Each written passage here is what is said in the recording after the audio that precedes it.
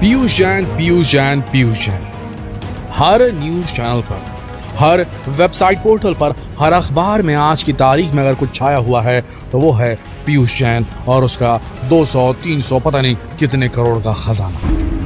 कुछ सिमिलर सा नहीं लग रहा आपको? जैसा रिया चक्रवर्ती हुआ था तब, या आर्यन खान जब हुआ था, कुछ सिमिलर सा नहीं लग रहा आपको?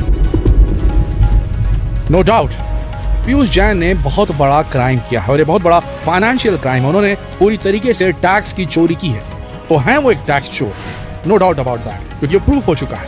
लेकिन बड़ी समस्या ये है कि जिस तरीके से मीडिया वाले उनको टारगेट कर रहे हैं, ये देखिए ये बंदा किस तरीके से कटी इसकी रात, अब ये यहाँ जा रहे हैं, अब ये वहां जा रहे हैं, जिस तरीके से उनको टारगेट किया जा रहा है, कुछ अजीब सा नहीं लग रहा है। और अब तो एनफोर्समेंट डायरेक्टरेट ईडी ने भी संज्ञान ले लिया है कि वो भी करेंगे छानबीन अब पीयूष जैन की। इनकम टैक्स का कोड़ा तो पड़ ही गया उनके जुर्मों की वजह से, लेकिन अब ईडी भी पीछे पड़ चुकी है। लेकिन एक बात यहां पर थोड़ी अजीब सी नहीं लगती आपको दोस्तों?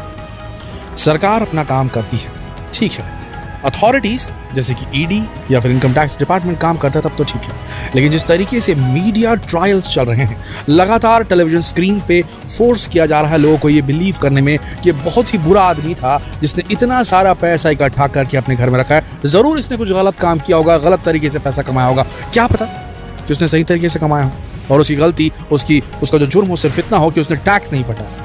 क्या ऐसा नहीं हो सकता?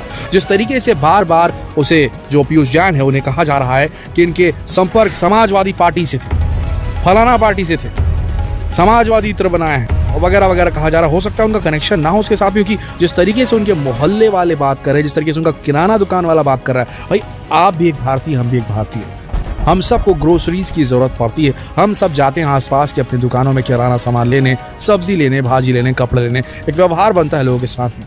वो आराम से बता सकता है सामने वाला दुकानदार कि इस आदमी का व्यवहार कैसा था, उस मोहल्ले के लोग बता सकते हैं इस आदमी का व्यवहार कैसा था। जब उसके आसपास के लोग ये हिंट दे रहे हैं कि इसने कभी किसी पार्टी के लिए काम नहीं किया या पार्टी या पॉलिटिकल चर्चाओं में भी लिप्त नहीं रहा, तो फिर वो बंदा इतना बड़ा सपोर्टर कैसे हो सकता है किसी पार्टी का? मतलब ये कयास लगाने पे मजबूर कर दिया जा रहा है जिस तरीके से टेलीविजन चैनल्स में दिखाया जा रहा है कि पीयूष जैन को पक्का फंड जो मिला है वो समाजवादी पार्टी से मिला है, ऐसा फीलिंग डेवलप कर दी जा रही है।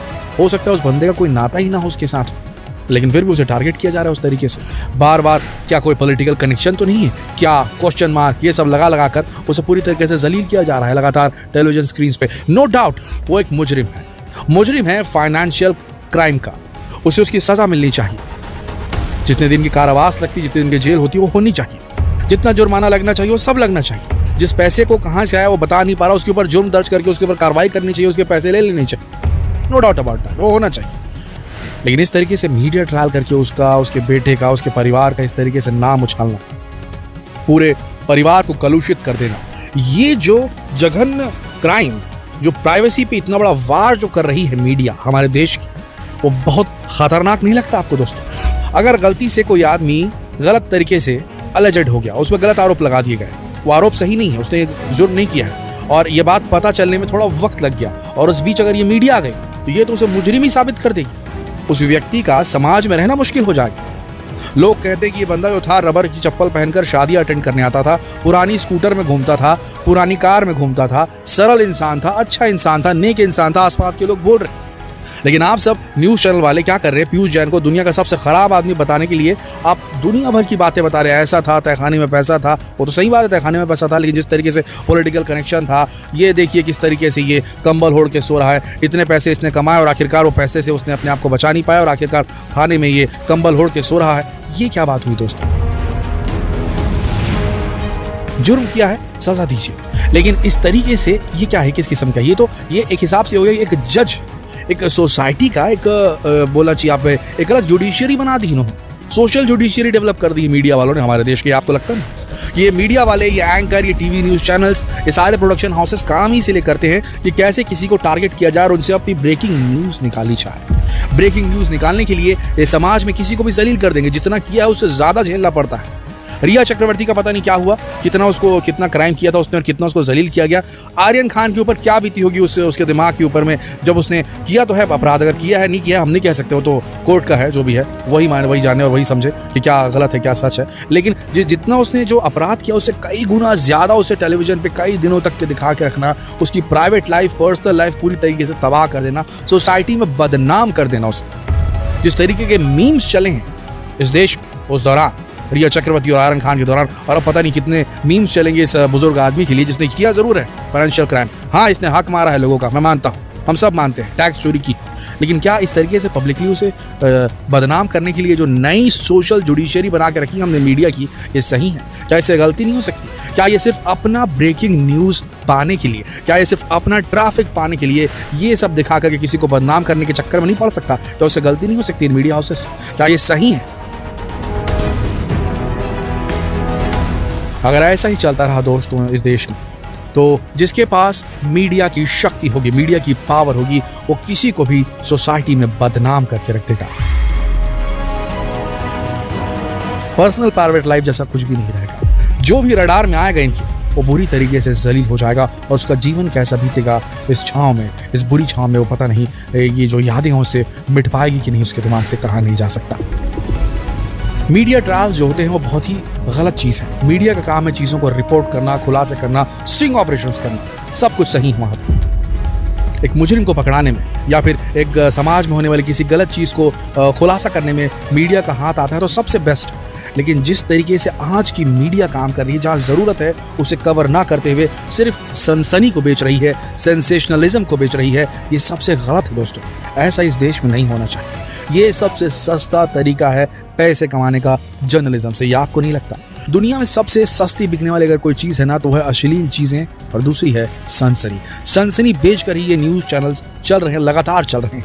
लेकिन सनसनी बेचकर किसी का नुकसान हो जाए, किसी की सोशल लाइफ पूरी तरीके से ख़त्म हो जाए, क्या ये सही है?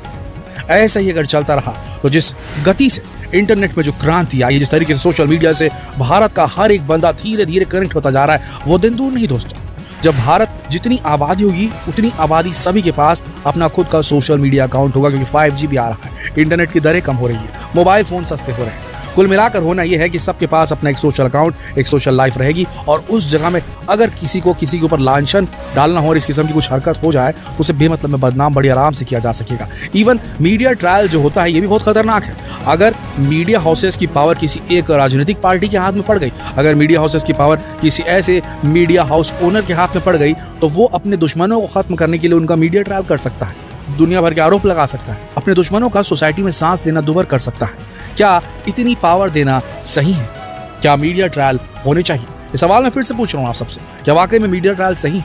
क्या हम इस सेंसेशनलिज्म को बैन या सेंसर नहीं कर सकते?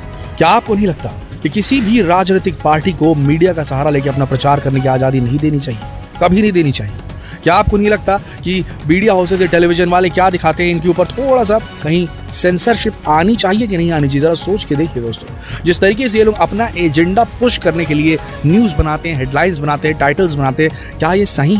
क्या लगता है आपको? कितना पतन हो चुका है, कितना डिग्री पतन हो चुका है हमारे देश में इस मीडिया के पूरे एम्पायर का? क्या लगता है आपको? हमें तो लगता है आने वाले समय में मीडिया हाउस ओपन करने के लिए सामने वाले को अपना कैरेक्टर सर्टिफिकेट सबमिट करना चाहिए, क्योंकि अगर एक पत्रकार बुरा निकला, बुरे आचरण का निकला, तो वो बर्बाद करके रख देगा सोसाइटी को।